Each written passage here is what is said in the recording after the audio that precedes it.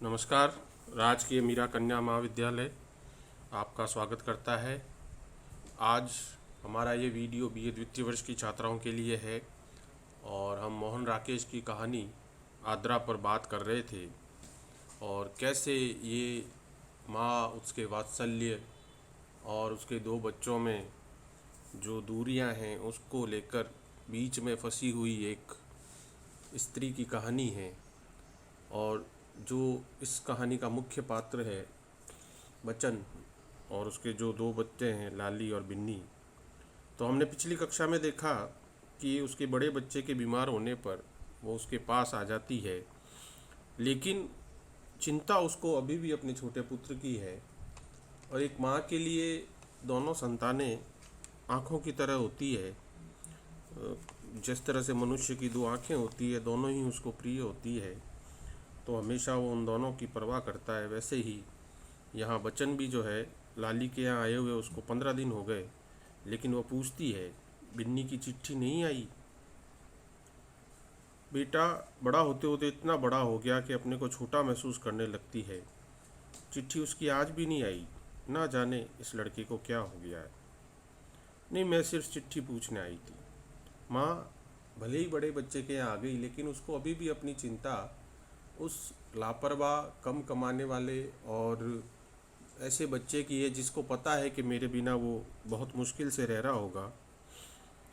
यहाँ उसको कोई तकलीफ़ नहीं है, क्योंकि यहाँ पर जो बड़ा उसका पुत्र है वो ज़्यादा समर्थ है और उसके पास उतना धन सामर्थ्य है कि वो नौकर चाकर भी रख लेता है और उससे माँ को भी काफ़ी आराम है। लेकिन जो काम करने वाली माँ है उसको वो आराम भी कभी कभी अजीब लगता है।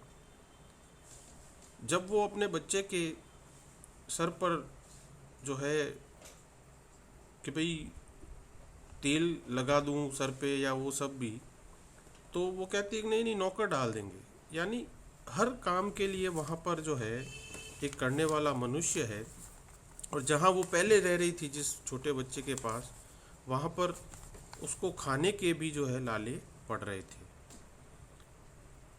और यहाँ पर इतनी शिष्टता और कोमलता है इस घर में कि माँ को ऐसा लगता है जैसे वो खुद ही एक मेहमान हो। और वहाँ पर आपने देखा है, हमने पिछली कक्षाओं में बात की कि छोटे बेटे के यहाँ कोई शिष्टता या उस तरह की बात नहीं है। एक तरह का जो है फक्कड़पन, एक तरह का खिलंदड़पन है। और यहाँ पर इतनी मधुरता से बात होती है कि वो कभी कभी घर में भी हमको लगता है कि जो है ये कहीं हमारा पराया आसरा तो नहीं है। दिन भर उसको करने के लिए यहाँ कोई काम नहीं होता था। खाना बनाने के लिए एक नौकर था, ऊपर का काम करने के लिए दूसरा, और अगर कोई काम हो जाए तो उसके बड़े बेटे की पत्नी कुसुम वो भी थी। और वो कहती थी नौकर के रहते अपने हाथ से काम करने की क्या ज़रूरत है। माँ बेटा भी कहता तू काम करेगी तो घर में दो नौकर किस लिए। लेकिन जो स्त्री, पुराने लोग आप जानते हो बिना काम किए नहीं रह सकते। और वो काम इसलिए नहीं करते थे कि क्या उनके पास पैसा कम था या वो सामर्थ्य नहीं था। उनके स्वभाव में ही काम करने का वो एक डीएनए था, जो आज की हमारी पीढ़ी में हम जैसे लोगों में धीरे धीरे कम होता जा रहा है। ऐसा नहीं है कि हम काम नहीं कर सकते, लेकिन अब हम दिखाने के लिए कुछ चीज़ें ज़्यादा करते हैं और धीरे धीरे परिश्रम से हम इसीलिए दूर होते जा रहे हैं। और पुराने लोग परिश्रम के उतने ही पास थे। यहाँ इस घर में उसके पोता पोती भी हैं, बच्चे हैं जो उसके इर्द गिर्द रहते हैं, जो दादी से हज़ार बातें करते हैं, हज़ार शिकायतें करते हैं। और आप जानते हैं कि एक उम्र के बाद जो माता पिता होते हैं उनको अपने संतान से भी अधिक प्रिय उनके बच्चे हो जाते हैं संतान के, जिसको हम पोता पोती कहते हैं। और ये हम अब अपने समाज में आसपास बड़े आराम से देख सकते हैं कि दादा दादी और नाना नानी जो होते हैं वो अपने एक उम्र के बाद अपने पोता पोती और उनके जो है बेहद निकट हो जाते हैं। लेकिन इन सब के बावजूद भी बच्चन को अपने उस बच्चे की भी चिंता साथ ही चल रही है। क्या किया होगा उसने, कब तक सोया होगा, रोटी का क्या किया होगा, पीछे कैसे रहेगा, कहाँ रोटी खाएगा। चिट्ठी भी उसने नहीं लिखी है। यानी यहाँ होकर भी उस माँ की जो चिंताएं हैं वो अपने पहले छोटे बच्चे के प्रति हमेशा साथ है। यही एक माँ, एक ममत्व का जो है, जिसको कहते हैं हम किसी से तुलना नहीं कर सकते, कि माँ दुनिया के किसी भी हिस्से में चली जाए, उसकी चिंता के केंद्र में हमेशा संतान रहती है। और संतान कई बार ऐसा होता है कि भली घर में ही रहे लेकिन उसकी चिंता से बाहर उसके माँ बाप हो जाते हैं। वह अक्सर लेटे हुए अपने जो है उस बच्चे को याद करती, छोटे वाले को, और सोचती कि किसी तरह नींद आ जाए।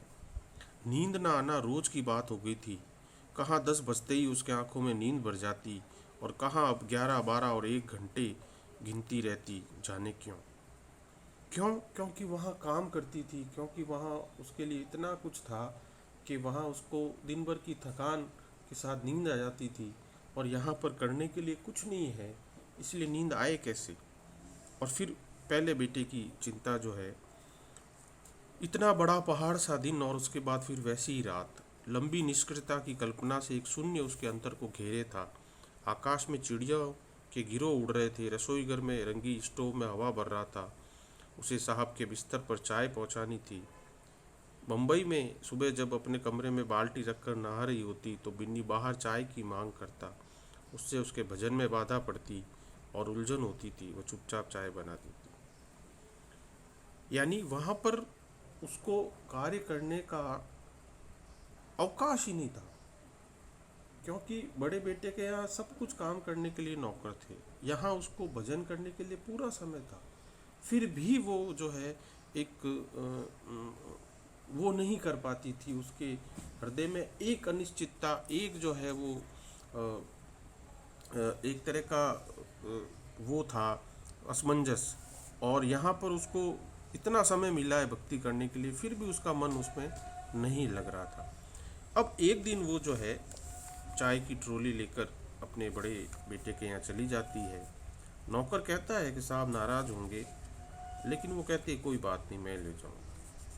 जब वो अपने बड़े बच्चे के कमरे में जाती है तो वो सो रहे होते हैं, और जब देखते हैं वो कि माँ चाय लेके आई है तो बेटे को बड़ा आश्चर्य होता है और बोलता है माँ तू।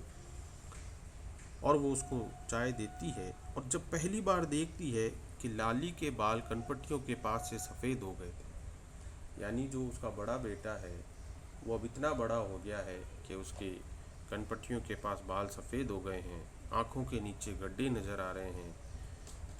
तो ये जो चीज़ वो देखती है तो उसको लगता है अरे मतलब जो बच्चा कल को इतना छोटा मेरी संतान थी और आज उसका स्वास्थ्य, उसका हाल कैसा हो गया है।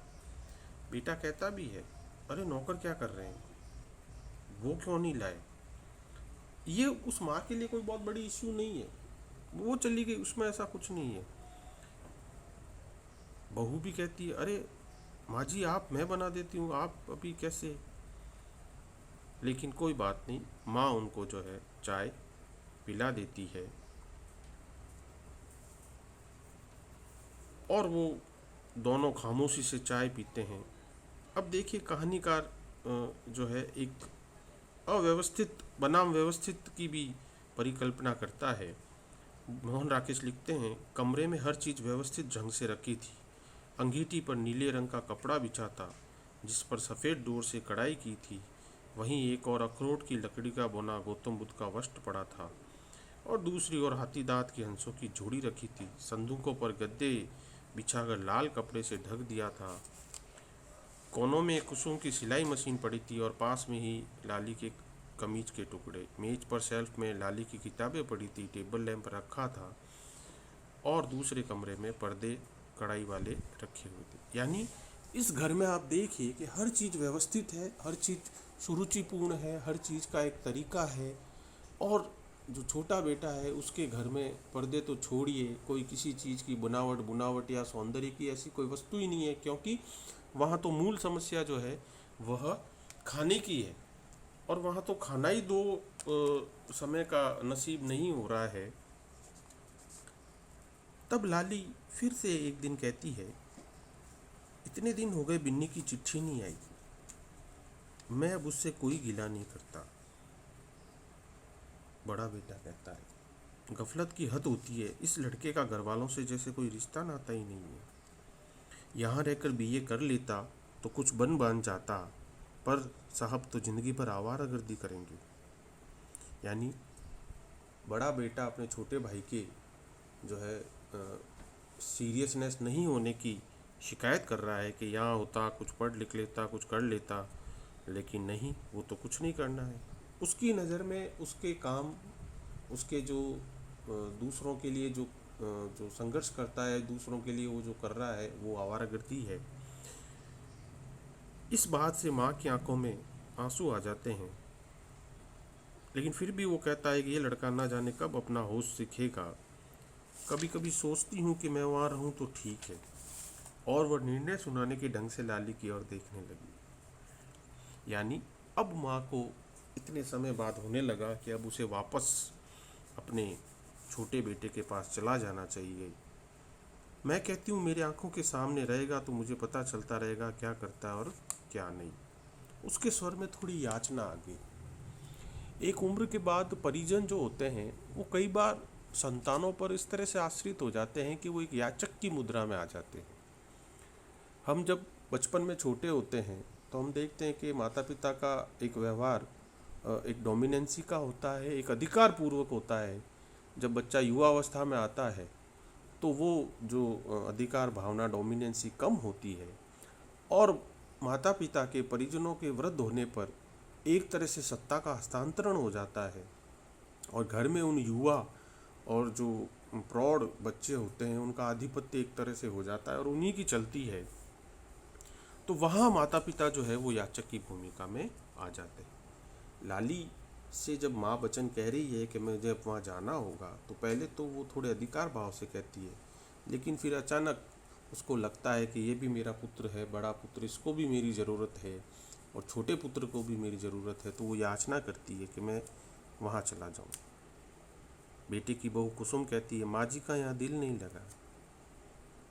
अरे माँ, अभी तो तू यहाँ आई है, बेटा बोलता है, 10-15 रोज में दिवाली है, तब चली जाना।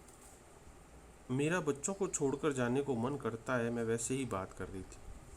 और फिर चलने को तैयार होकर बोली, पता नहीं रोटी भी ठीक से खाता है या नहीं।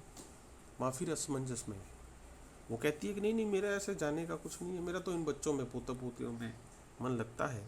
लेकिन तुरंत फिर से उसको एक कर्तव्य की पुकार सुनाई देती है कि पता नहीं ढंग से वो रोटी खाता होगा या नहीं। बड़ा बेटा समझ जाता है। वो कहता है, तू जाना चाहे तो और बात है, और उसके चेहरे पर कुछ अनमनस्ता आ गई। जाने की बात नहीं है, मैं तो वैसे ही सोचती थी। और यहाँ पर उसकी माँ की आंखों से आंसू आने लगते हैं कि मैं जाने का ऐसा नहीं सोच रही थी। वो ऐसा सोच रही है कि कहीं उसका बड़ा बेटा उसको जो है वह ये ना समझे कि उससे प्रेम नहीं करती है, उससे उसका प्रेम कम है। लेकिन उसके आँख के आंसू गवाही दे देते हैं कि वो अब छोटे बच्चे के पास जाना चाहती है। आगे हम और बात करेंगे। तब तक आज के लिए